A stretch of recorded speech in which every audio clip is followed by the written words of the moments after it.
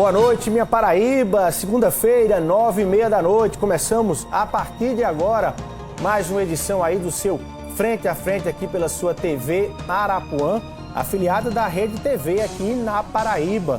E o nosso convidado de hoje vem diretamente da Rede TV.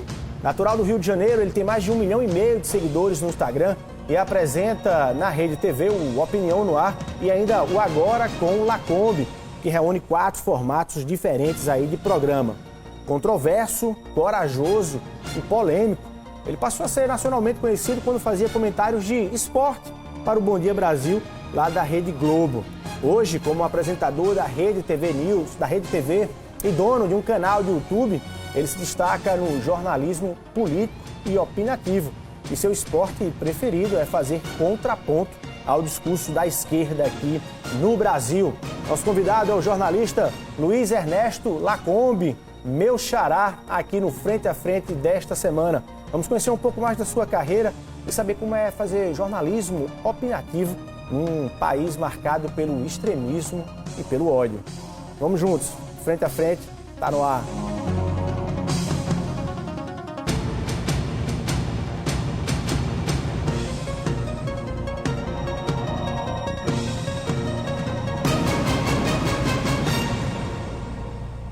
Olá, minha Paraíba, que bom em mais uma segunda-feira encontrá-los aqui no Frente a Frente. Você acompanha comigo esse bate-papo com o meu xará, que vem lá do Rio de Janeiro, tá na Rede TV, Luiz Ernesto Lacombe. Agora é com Lacombe, agora é com você, Lacombe. Boa noite, obrigado pela sua presença aqui no Frente a Frente.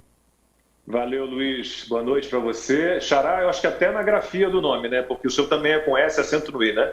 Você sabe que geralmente erram e colocam com Z. Hoje, inclusive, eu pedi para corrigir a Luiz com S igual ao meu. É mais fácil colocarem com Z.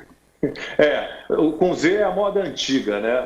A nossa grafia é a moda moderna, né? Quando escrevem meu nome com Z, eu tenho a impressão de que é outra pessoa, viu? Não curto muito quando erram, não.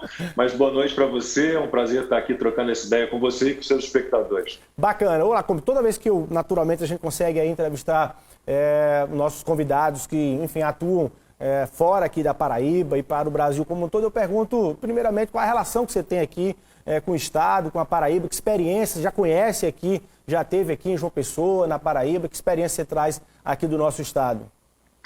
Eu tenho lembranças maravilhosas e vou explicar por quê. Eu só estive uma vez na Paraíba, em João Pessoa, e foi com meu pai. Meu pai morreu muito novo, eu tinha 49 anos de idade apenas, ele era um grande executivo, foi executivo de grandes empresas e fez questão a vida inteira de dar aula também na Fundação Getúlio Vargas. Ele se formou pela Fundação Getúlio Vargas no Rio de Janeiro em administração e eu tinha 17 anos de idade.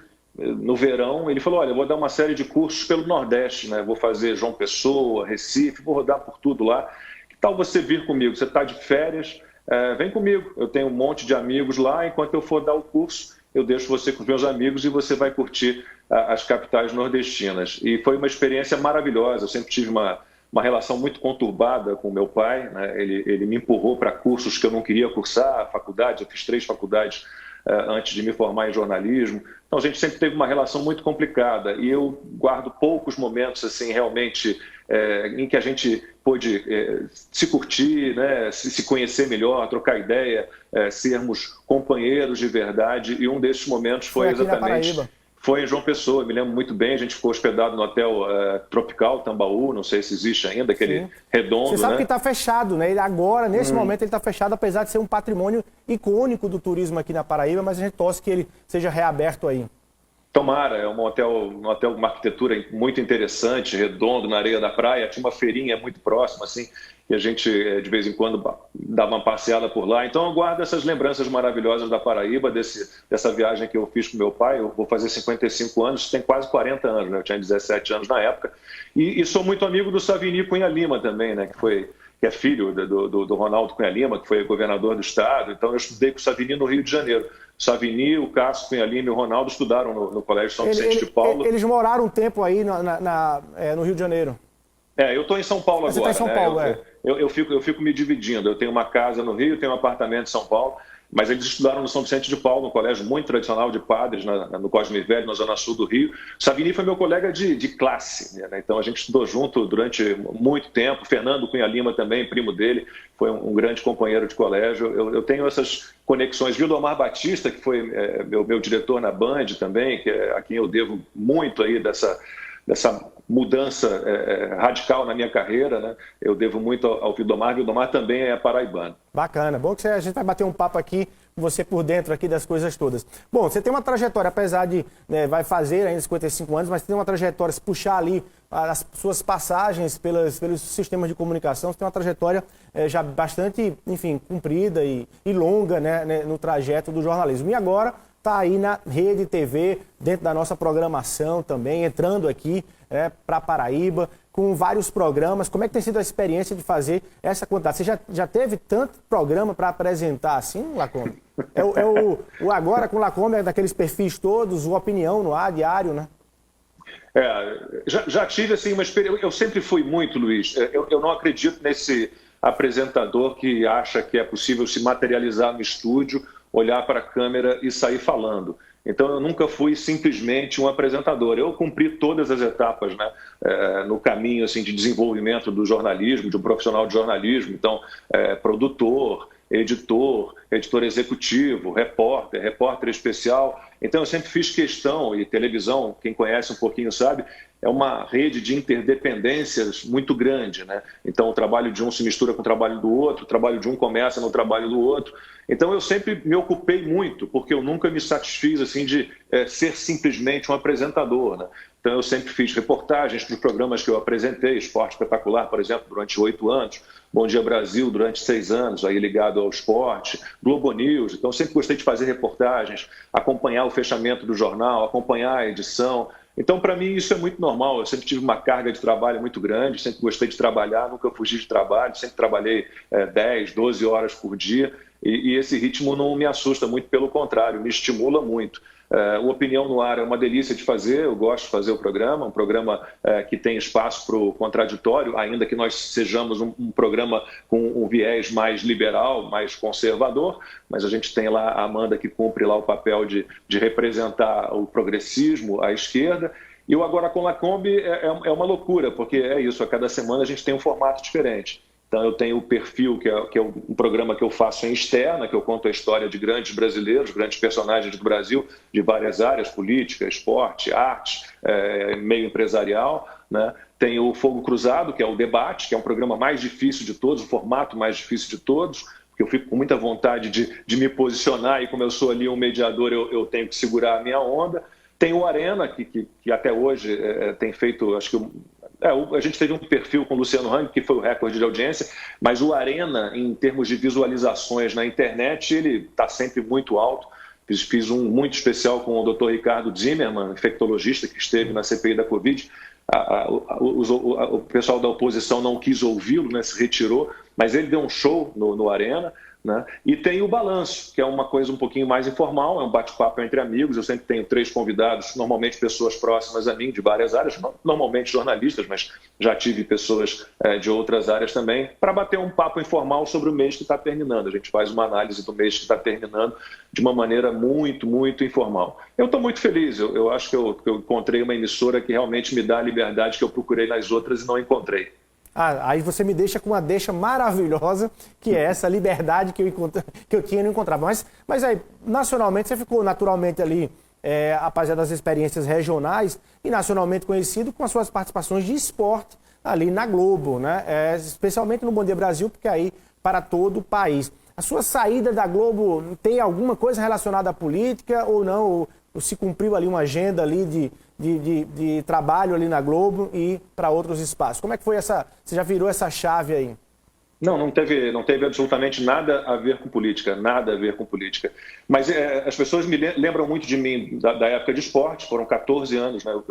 Se eu for somar ali os 5 anos que eu passei na filiada da Globo em Santa Catarina, na época RBS TV, com os 20 que eu passei na Globo do Rio, são 25 anos na emissora, dos quais 14 ligado exclusivamente ao esporte. Então foram 8 anos de Esporte Espetacular, como editor do programa e apresentador do programa. Talvez tenha sido uma fase também muito saborosa assim, para mim. Eu consegui viajar o Brasil inteiro, vários continentes, só não conheço a Oceania, o resto eu rodei tudo, fazendo reportagens especiais incríveis. Então foram esses 14 anos, 8 no Esporte Espetacular e 6 no Bom Dia Brasil, como editor executivo de esporte e apresentador. Minha saída da Globo não teve absolutamente nada a ver com política, eu nem falava de política na época, né? Vivi ali um período de 5 anos na Globo News, entre 99 e 2004, antes de migrar para o esporte, em que eu falava obrigatoriamente de política. A Globo News, como um canal de jornalismo 24 horas, sempre teve como pauta principal a política, a economia, assuntos internacionais.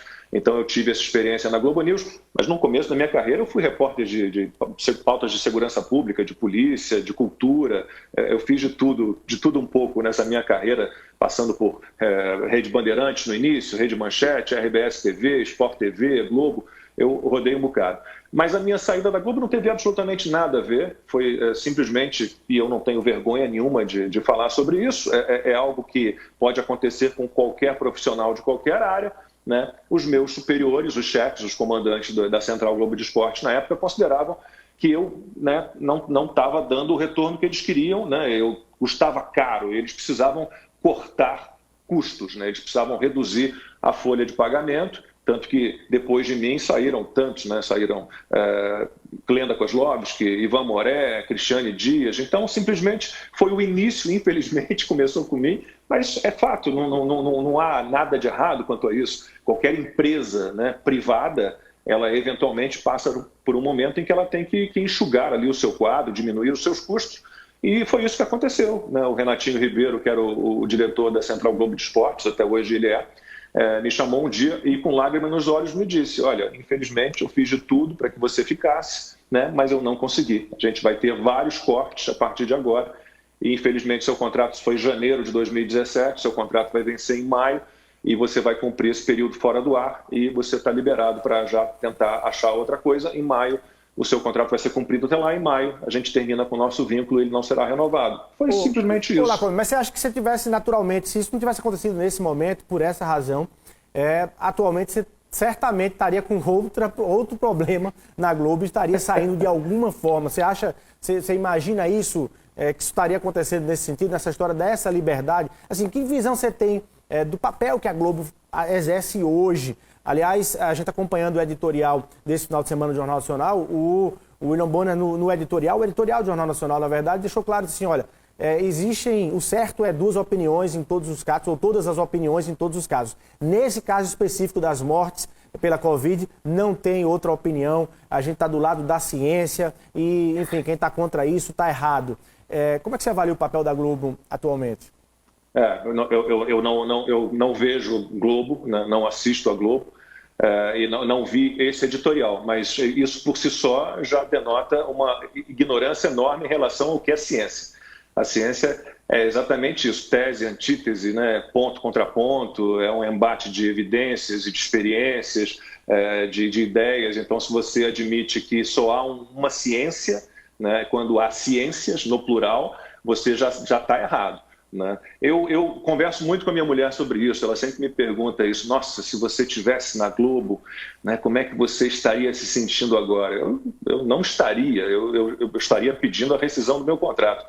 Não vou dizer nomes aqui, mas tenho colegas que estão lá até hoje, né, e que se sentem muito incomodados com a situação. Né? A Globo, infelizmente, ela entrou numa guerra particular e, infelizmente, o nosso presidente embarca nessa guerra particular porque ele é uma pessoa reativa, uma pessoa autêntica, sincera, ele não leva desaforo. Então, é aquela história do jornalista que faz uma pergunta agressiva e ridícula para conseguir uma resposta mais agressiva e mais ridícula ainda e ficam nessa guerra. Mas, para não personificar, assim, não é uma questão só da Globo, né? A gente, de um modo geral, o jornalismo, a imprensa brasileira tem agido como um partido derrotado nas eleições. Né? E quando você tem isso, esse sentimento de combate, de guerra, esse desejo de querer derrubar um governo, derrubar um presidente, você abre mão completamente da verdade. E se você não tem verdade, né, você não tem liberdade, não há liberdade longe da verdade. Então, se você não oferece todos os lados da história, infelizmente, a gente vai muito mal. Essa história de fique em casa, por exemplo, isso não existe. Não há nenhuma prova científica, muito pelo contrário, de que o lockdown funciona. Muito pelo contrário, não há números que comprovem, não há base científica para o lockdown. A gente apostou pela primeira vez, infelizmente, nesse confinamento, no confinamento de pessoas saudáveis, quando a gente deveria ter feito desde o início, a quarentena, o isolamento de pessoas infectadas, pessoas com suspeitas de estarem infectadas, pessoas que tivessem convivido com essas pessoas infectadas, pessoas com doenças pré-existentes, com situações mais delicadas, e o resto teria que tocar a sua vida, tomando os cuidados devidos, é óbvio. Olá, como você acha que o presidente Jair Bolsonaro não conseguiu expressar isso que você está dizendo aí, lá no começo? Então, ele transformou esse discurso num discurso mais negacionista e atrapalhou um pouco? Você acha que a história, uma coisa é defender a abertura e a flexibilização e, na verdade, a atividade econômica funcionando normalmente, tomando alguns caminhos como esse que você está sugerindo. Você acha que o presidente, em algum momento, ele, ao negar, ao falar em gripezinha, ao deixar essa coisa correr, ele não conseguiu encaixar aquilo que ele naturalmente queria colocar? Bom, vamos por partes. Essa história de gripezinha é mais uma narrativa. Então, eu vou recuar lá para janeiro do ano passado, eu ainda era apresentador da Band, do Aqui na Band, e recebi o Dr. Davi Wippe.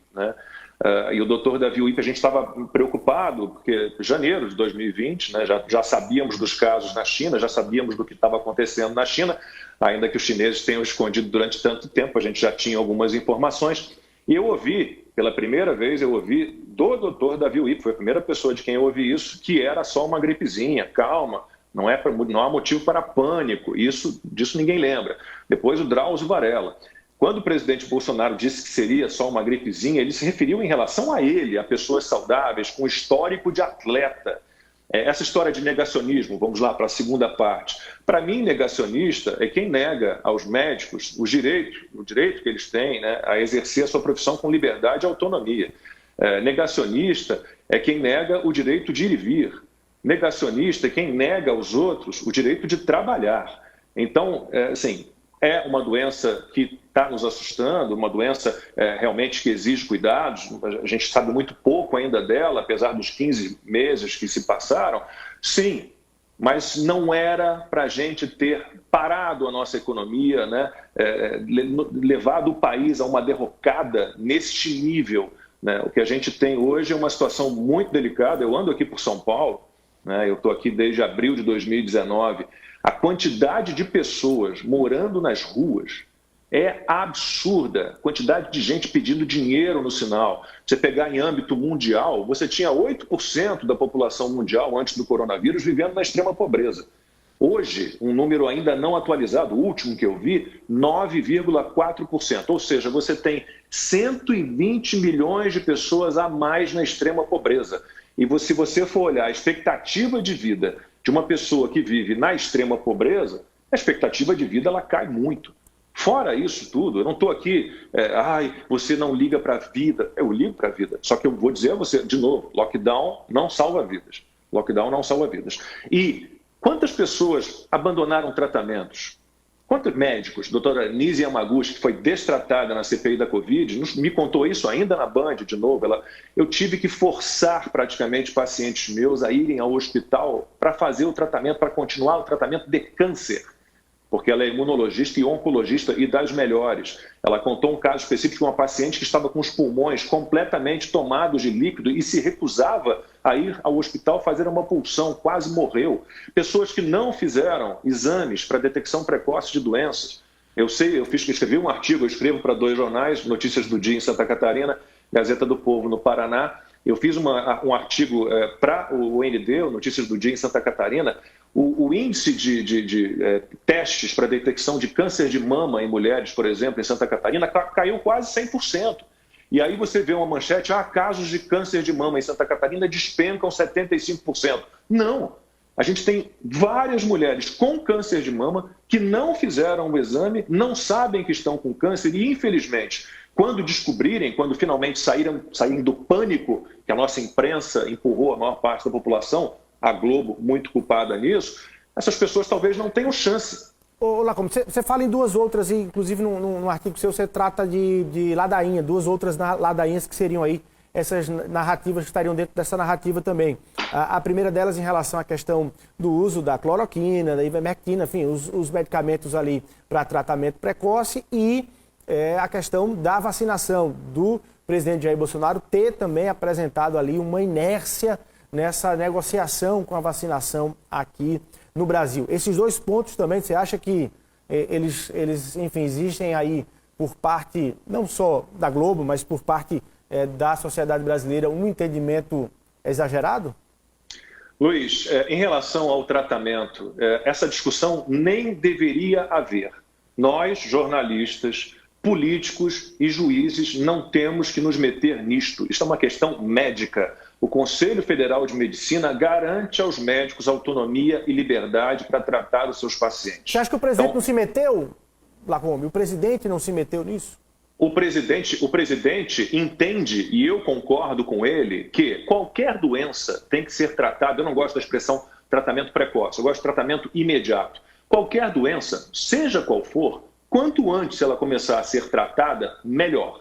No caso da Covid, a gente não sabe muito bem o que é, ainda não sabe, né? Então, quando surgiu a cloroquina, depois a hidroxicloroquina, a ivermectina, obviamente que você vai pensar no seguinte: meu Deus, porque são medicamentos usados há muitos e muitos anos. No caso da cloroquina, há 70 anos. A ivermectina também tem décadas de uso. São seguros dentro de uma dosagem, claro. A ivermectina provocou problema hepático. Não.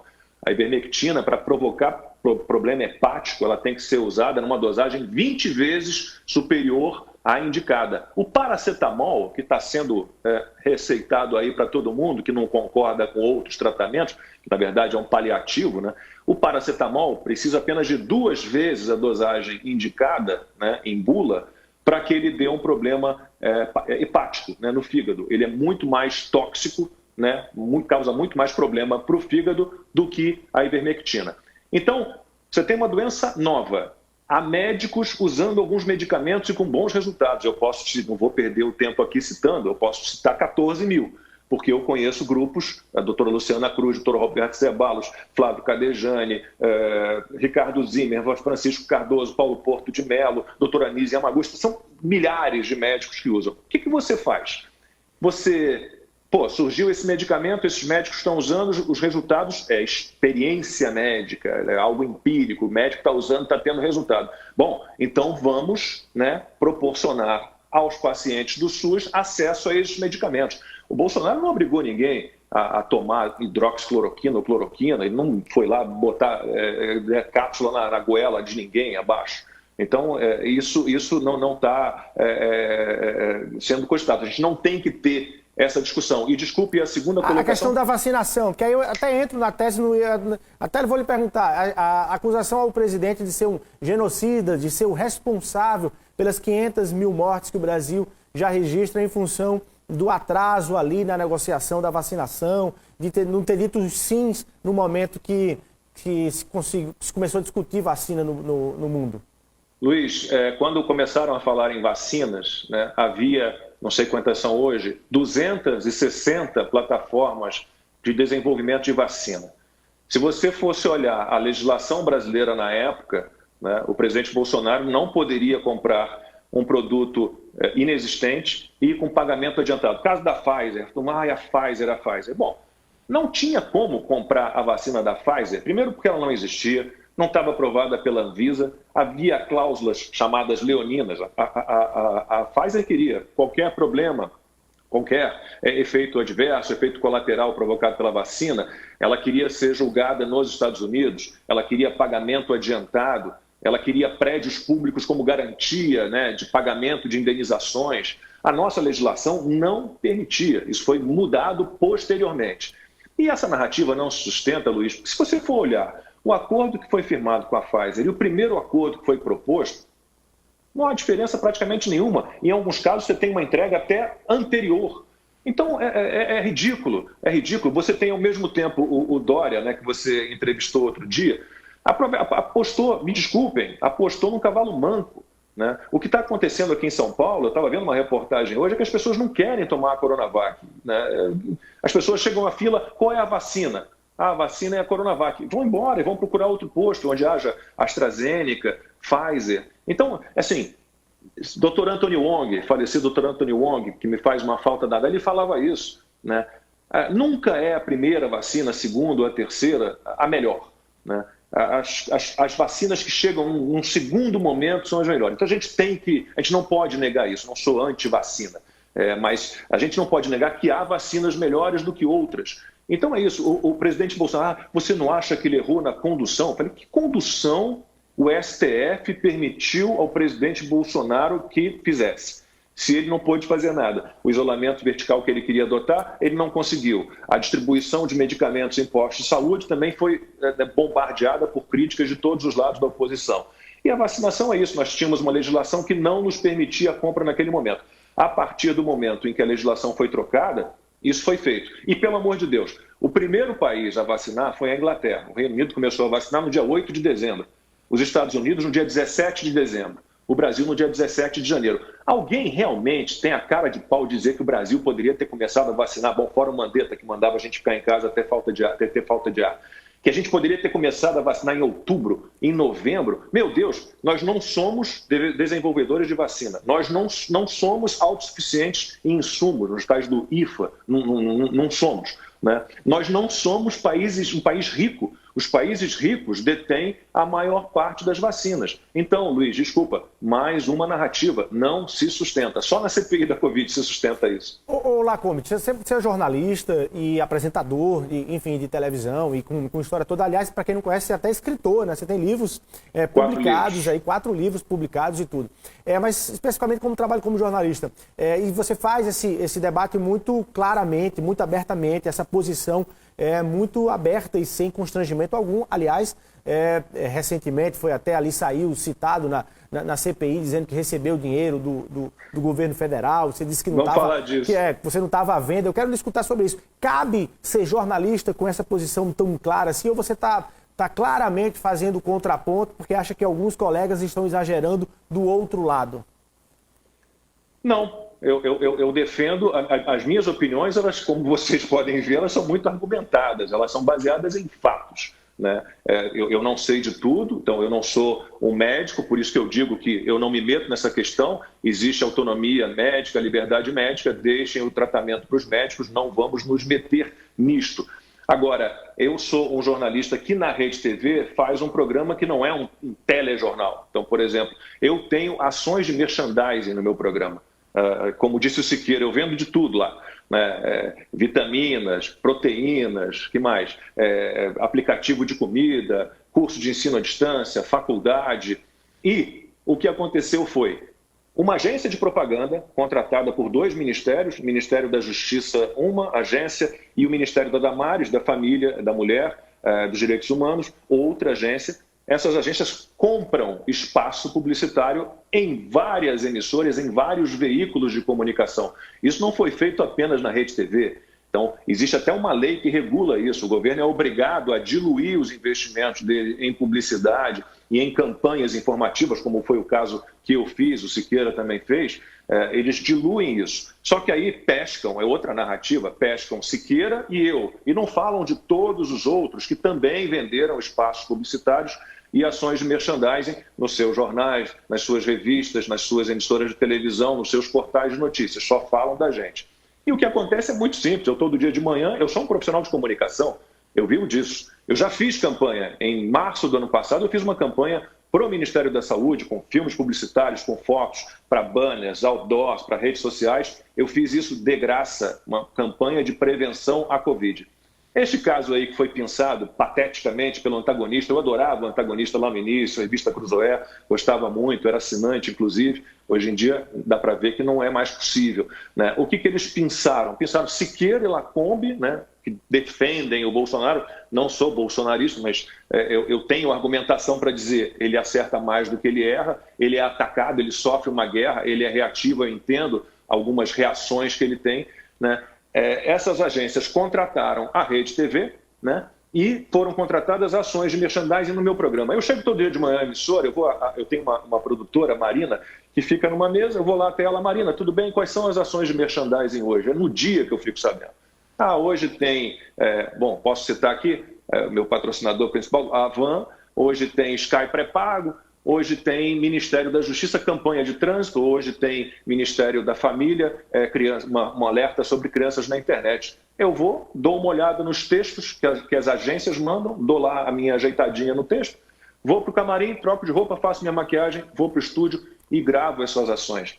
Eu tenho um contrato com a Rede TV que me obriga a fazer ações de merchandising. Sabe quantas vezes eu estive com o presidente Bolsonaro? Uma vez na minha vida, quando ele foi visitar a Bandeirantes. O que as pessoas acham? Que eu liguei para o Bolsonaro? Bolsonaro, já que eu faço elogios a você, ou eu o defendo, por favor, me dê um dinheirinho aí de alguma forma. Isso é patético, eu tenho 33 anos de carreira. Você acredita em todas essas linhas de pensamento que você está expondo aqui? Você acredita pessoalmente, particularmente? Não, essas ações eram ações maravilhosas, uma campanha de prevenção a acidente de trânsito. Não, eu falo sobre a questão da defesa das teses que, na maioria das vezes, convergem com aquilo que o próprio presidente pensa. Luiz, se você está dizendo, por exemplo, que eu talvez exagere na defesa do governo, aí você tem que olhar para o outro lado. O que eu digo, aliás, eu tenho um artigo também sobre isso, que eu falo sobre isso, é que há uma metralhadora de críticas, e críticas que não tem pertinência nenhuma, sem nenhum sentido. A história do leite condensado, a história do porteiro do condomínio do presidente, a história do gabinete secreto, isso é patético. A história do orçamento secreto, isso é patético. Então, assim, do outro lado, a gente tem uma imprensa realmente militante, cuspindo um monte de críticas que não se sustentam. Eu acho que há críticas pertinentes que devem ser feitas ao governo. Se você quiser, eu te dou uma lista aqui de cabeça. Fiquei curioso para saber. Por exemplo, onde é que você acha que o presidente erra mais? A ONG Repórteres Sem Fronteiras, por exemplo, listou em 2020 103 ataques do presidente Jair Bolsonaro diretos à imprensa. Aliás, hoje teve um. Eu acho que a gente pode até rodar aqui. E não sei se o Lacombe consegue acompanhar um pouco. Eu já vi. Você viu, foi na Paraíba, não foi? Não, acho que foi em São Paulo. Foi em Guaratinguetá. Foi em São Paulo. Vamos puxar aqui para o nosso telespectador, Lacombe, acompanhar esses um minutinho aqui. A gente volta aqui para conversar. Vamos ver hoje o presidente Jair Bolsonaro reagindo ali a uma repórter da Globo. Vamos acompanhar. Presidente, o senhor já foi multado aqui no estado de São Paulo por não uso de máscara, agora o senhor está... Você quer fazer uma pergunta decente e eu respondo. Você da Globo? Eu sou um alvo, deixa eu falar. Hoje o senhor já... Deixa eu falar. Porque eu sou um alvo de canalhas do Brasil. Dá para ficar na boca atrás, por favor? Hoje o senhor chegou sem máscara também. Olha, eu chego como eu quiser, onde eu quiser, tá certo? Eu cuido da minha vida. Se você não quiser usar máscara, você não use. Você quer botar... E bota o celular agora. Vai botar agora. Estou sem máscara em Guaratinguetá. Tá feliz agora? Você está feliz agora? Essa Globo é uma merda de imprensa. Vocês são uma porcaria de imprensa. E aí, Lacombe, essa foi de hoje, naturalmente, mas como eu falei, a ONG aí lista aí do presidente e os filhos do presidente, eles listam até 508 ataques em 2020. Só para o presidente Jair Bolsonaro, 103 ataques. Como é que você vê a relação do presidente com a imprensa? Você aplaude isso? Não, eu não vou dizer que eu goste deste estilo, absolutamente, até porque eu sou bem diferente disso, né? Eu tento ser sempre um conciliador, eu sou mais elegante. Agora, é o jeito dele, e a imprensa sabe disso, sabe que ele é reativo. Então, é o que eu falava, você faz uma pergunta agressiva, esperando uma resposta no mesmo nível, uma resposta ridícula, para pensar simplesmente a resposta. Essa ONG, Repórteres Sem Fronteiras, aliás, poucas ONGs se salvam, eu conheço algumas, mas são poucas.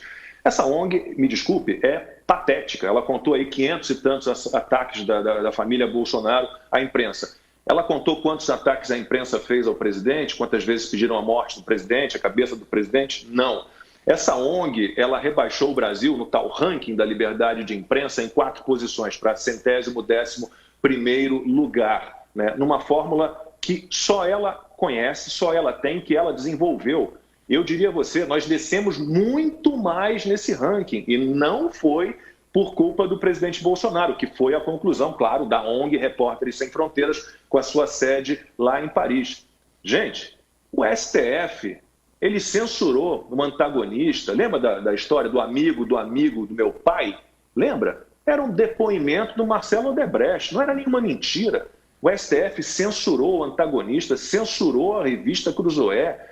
O STF prendeu, ele ainda cumpre prisão domiciliar. Aliás, ele está internado, Oswaldo Eustáquio, diz que foi torturado, foi internado no hospital, esse caso precisa ser investigado. Ou seja, se você for considerar tudo que o STF fez, né, quem que o Bolsonaro censurou? O Bolsonaro mandou lá o jornalista calar a boca, foi agressivo com essa jornalista. O Gilmar Mendes, quando ele mandou um repórter enfiar uma pergunta em determinado lugar, ninguém falou nada. Então, assim, não dá, é um olhar voltado, tudo é culpa do Bolsonaro, tudo é culpa do Bolsonaro. E não é assim, gente. Abram o olho. O STF, os partidos de esquerda, que falam toda hora em banir, em cancelar contas em redes sociais, em regular a mídia. Quantas vezes o Bolsonaro falou disso? De censurar, de banir? Nenhuma vez. Então, as pessoas estão comprando essas narrativas. Obviamente, eu preferia que ele fosse um pouquinho mais, né, educado, que fosse um cara com uma inteligência emocional nestes momentos um pouco maior, mas é o jeito dele. Você não vai mudar uma pessoa de 65 anos, principalmente uma pessoa, como você disse, que sofre, que ataca a imprensa, mas que é muito mais atacado. Poxa, pelo amor de Deus, já pediram a morte dele, a cabeça dele, já jogaram futebol com a cabeça dele, um coletivo de arte, e a imprensa achou o máximo. E aí, quando bolsonaristas que são um pouquinho mais agressivos, que é um grupo pequeno, você falou de extremismo, só vem extremismo na direita, né? Não há partido de extrema esquerda, mas a gente tem PCB, Partido Comunista, PCdoB, PCB já foi, PSB, Partido Socialista, PSTU, PSOL, a gente tem partidos que são de extrema esquerda. Os conservadores, me desculpe, os conservadores não têm nada de extremista. Os conservadores querem manter o que é bom, manter as bases da nossa sociedade, nas quais a nossa sociedade foi erguida, e querem melhorar gradativamente, sem rupturas e sem revoluções, portanto não há extremismo, o que não funciona tão bem. Aí você destacou que parte da nossa imprensa hoje nacionalmente atua como militância, sim, de esquerda ou contra o presidente Jair Bolsonaro, se não tem relação com a esquerda, mas contra o presidente Jair Bolsonaro. Você acha que isso está para além da Globo? Isso atinge e contamina o resto da imprensa no país? A imprensa, de um modo geral, ela sempre foi de esquerda, né? Então, eu entrei na faculdade lá no primeira metade da década de 1980 e já era assim, o ambiente já era esse. Só que, em algum momento, a imprensa virou isso que eu falei antes, virou um partido político derrotado nas eleições. Você acha que a paraibana Raquel Sherazade, que está aí em São Paulo, enfim, ela está nesse time? Não acompanho, confesso a você. É uma boa saída, ela compra. Não, eu não juro que não acompanho. Tem gente que eu não acompanho, eu não faço a menor questão. Eu busco informações de progressistas ou de alguma pessoa de esquerda que tenha um mínimo de discernimento, de bom senso, né? A partir do momento que você perde senso crítico, fica complicado de acompanhar.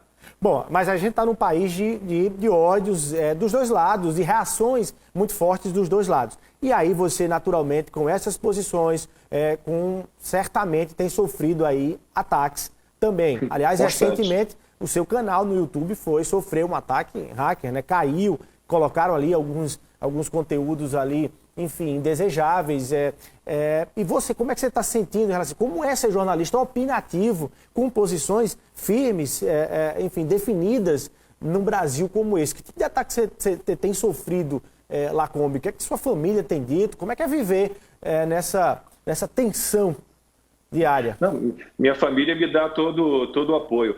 Sobre a polarização, eu não vejo problema nenhum na polarização, Luiz. Nenhum problema. Assim, durante muito tempo a gente viveu esse teatro das tesouras, com PSDB e PT se revezando, né?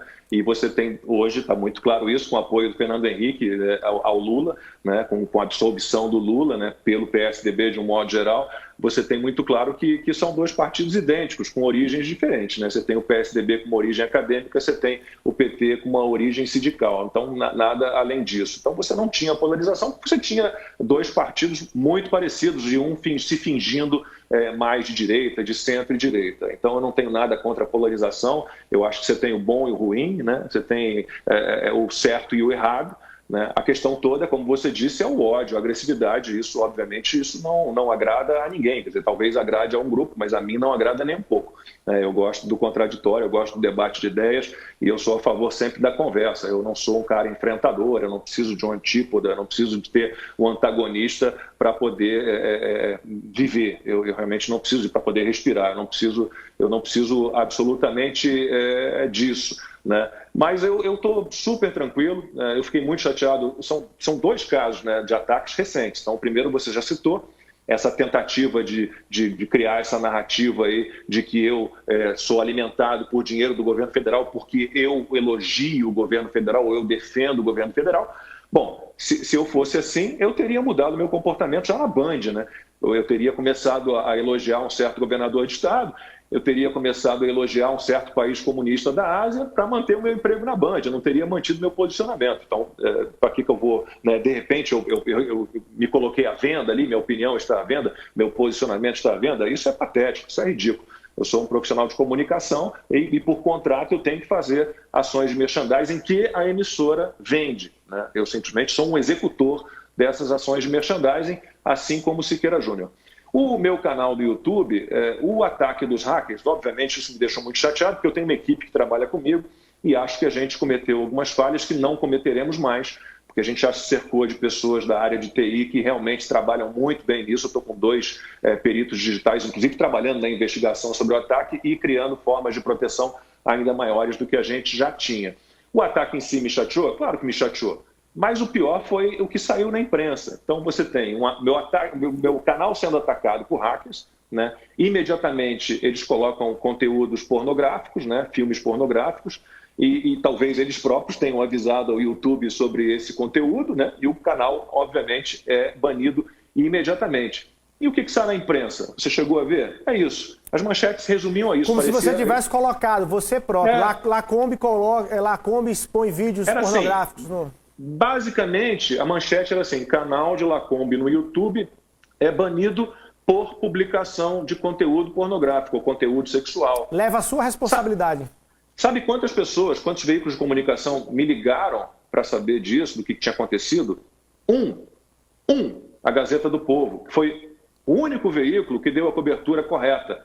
Canal de Lacombe é atacado por hackers e é banido por publicação. Quer dizer, é mais uma narrativa. Eu acho isso muito desleal.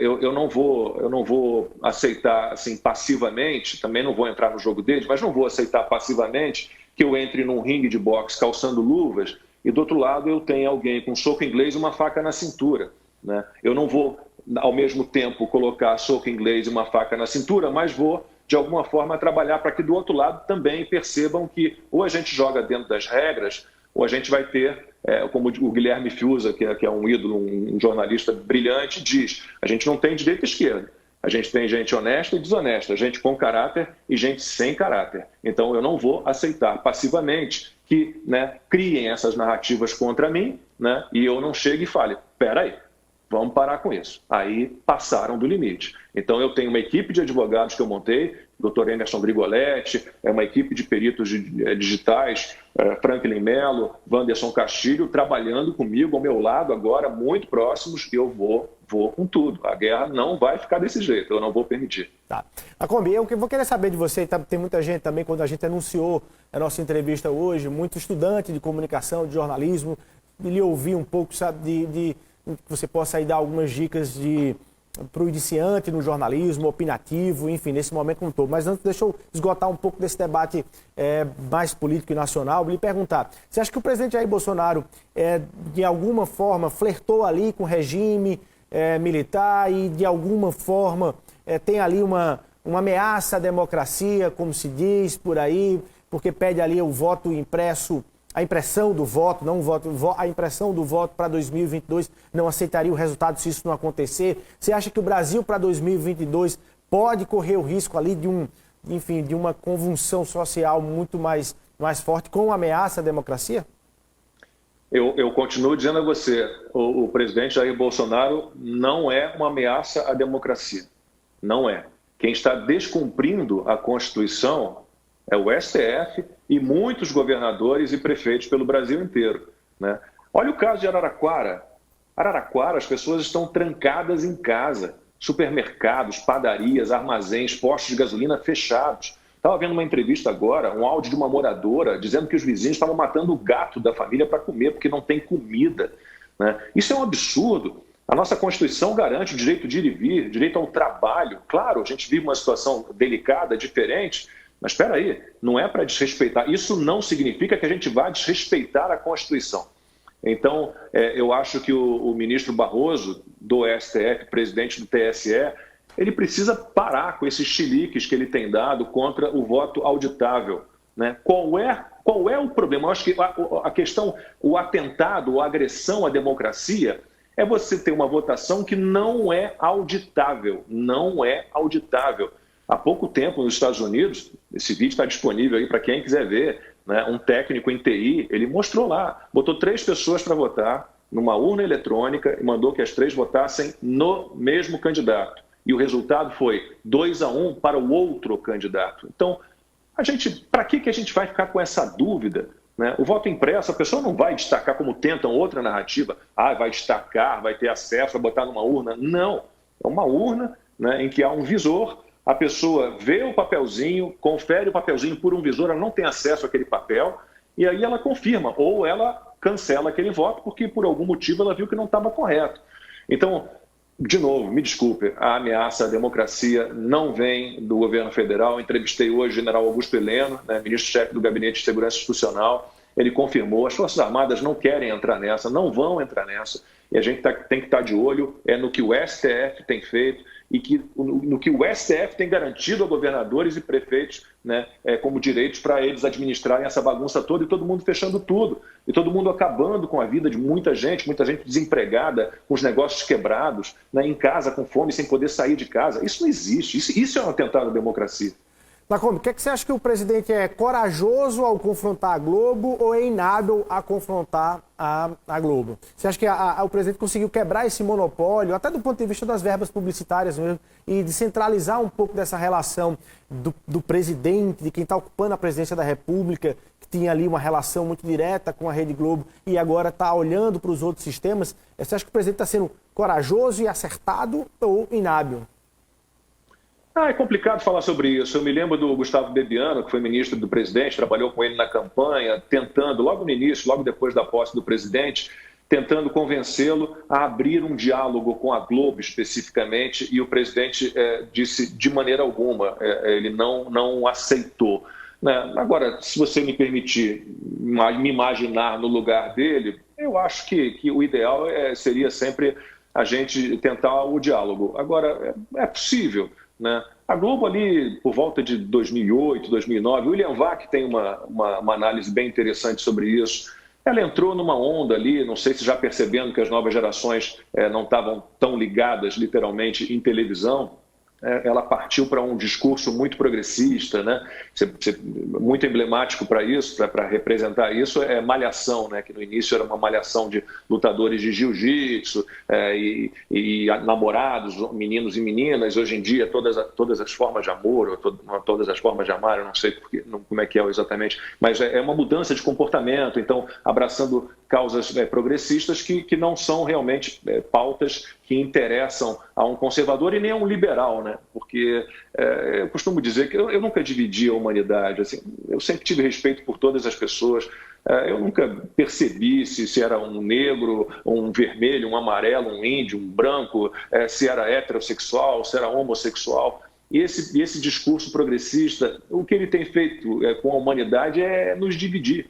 Então, assim, essa mudança de comportamento da Globo, apostando muito nesse discurso progressista, políticas identitárias, esse tipo de coisa, que repito, só nos leva à divisão, até que ponto ela estaria disposta realmente a mudar um pouquinho, a entender que somos todos iguais nas nossas diferenças, que não existe justiça social, que existe nem justiça racial, que existe justiça, que não há nada mais contra a liberdade do que você imaginar que todo mundo é igual. Então, não sei, eu gostaria de ter podido ver ali uma aproximação, um entendimento, né? Acho que no fim das contas todos nós perdemos, Mas também não sei até que ponto o presidente, claro, mostrou que não estava disposto, mas será que a imprensa, de um modo geral, não vou personificar de novo, mas será que a imprensa, de um modo geral, estaria disposta a olhar os seus próprios erros também e entender que é preciso haver um diálogo? Não sei. Tá. Bom, você falou em novas gerações, eu queria saber de você o que, é que você acha do futuro, né, do jornalismo e essa questão enfim, do trabalho aí na internet, do futuro da TV, do rádio e tudo. Mas vamos rapidinho para o intervalo comercial, a gente volta conversando aqui com o Luiz Ernesto Lacombe, que está contando tudo aqui no Frente a Frente. Daqui a pouquinho a gente está de volta.